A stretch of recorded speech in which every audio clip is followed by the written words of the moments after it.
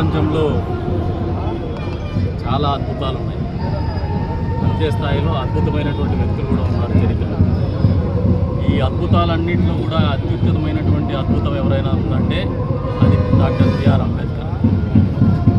ఇంత పెద్ద భారత ఉపఖండానికి భిన్నత్వంలో ఏకత్వం, యూనిటీ ఇన్ డివర్సిటీ అనే ఆలోచనతో సిద్ధాంతంలో ఏర్పడినటువంటి దేశానికి ఇన్ని మతాలు, ఇన్ని కులాలు, ఇంత వివక్ష, ఇన్ని అసమానతలు ఉన్నటువంటి గణతంత్ర రాజ్యంలో భవిష్యత్తులో వచ్చేటువంటి సామాజిక రుగ్మతల్ని కూడా ఆలోచన చేసి రాజ్యాంగాన్ని రచించి ఈరోజు ప్రపంచ దేశాలకే ఆదర్శమైనటువంటి రాజ్యాంగాన్ని ఆచరించేటువంటి పరిస్థితుల్లో భారతదేశాన్ని నిలబెట్టినటువంటి ఆ మహానుభావుడు ఎప్పుడు కూడా అద్భుతమైనటువంటి వ్యక్తి అని చెప్పి సందర్భంగా తెలియజేస్తున్నారు. అందుకే ఆయన జయంతి అయినటువంటి 134వ జయంతి అయినటువంటి సందర్భంగా కదిరి నియోజకవర్గ ప్రజలందరికీ కూడా శుభాకాంక్షలు తెలుపుతున్నారు.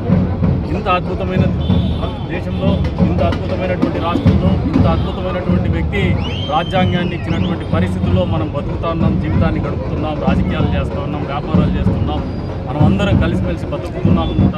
దాదాపు స్వాతంత్రం వచ్చిన 70 సంవత్సరాల తర్వాత కూడా ఏమాత్రం ఆడమరికలు లేకుండా అంటే ఆ అద్భుతం కేవలం డాక్టర్ బిఆర్ అంబేద్కర్ గారి ఆలోచనలకు ప్రతిరూపం అని చెప్పి సందర్భంగా తెలియజేస్తున్నాం. అందుకే కేవలం భారత జాతి కాదు, ప్రపంచాల్లో ఉన్నటువంటి మానవాళి యావత్తు కూడా గర్వించదగినటువంటి మనిషి, మహామనిషి అని చెప్పేసి కూడా ఈ సందర్భంగా తెలియజేస్తున్నాం.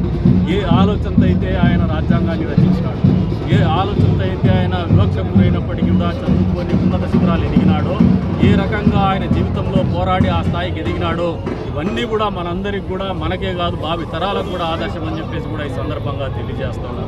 అందుకనే మీరు గమనిస్తే తెలుగు రాష్ట్రాలైనటువంటి తెలంగాణలో కావచ్చు, ఆంధ్రప్రదేశ్లో కావచ్చు, నిలువెత్తు అంబేద్కర్ విగ్రహాలని మనం స్థాపించుకొని ఆరాధించేటువంటి పరిస్థితులు, స్మరించుకునేటువంటి పరిస్థితుల్లో ఉన్నామంటే అది విగ్రహాలు కాదు, మన జీవన విధానం అని చెప్పేసి మరొకసారి యువతరానికి కూడా తెలియజేస్తూ, ఏ స్ఫూర్తి అయితే ఆయన కొనసాగించినాడో, ఏ పోరాట పటిమను ఆయన చూపించినాడో, ఏ రకంగా అణచివేతకు నిరంతరం గురవుతూ కూడా నిలబడి మళ్ళీ మన జాతి మొత్తాన్ని కూడా ఏకతాటి మీద నడిపేటువంటి పరిస్థితుల్లో రాజ్యాంగాన్ని రచించినాడో మనందరికీ కూడా జీవితంలో ఆదర్శప్రాయం అని చెప్పేసి కూడా తెలియజేస్తున్నాం.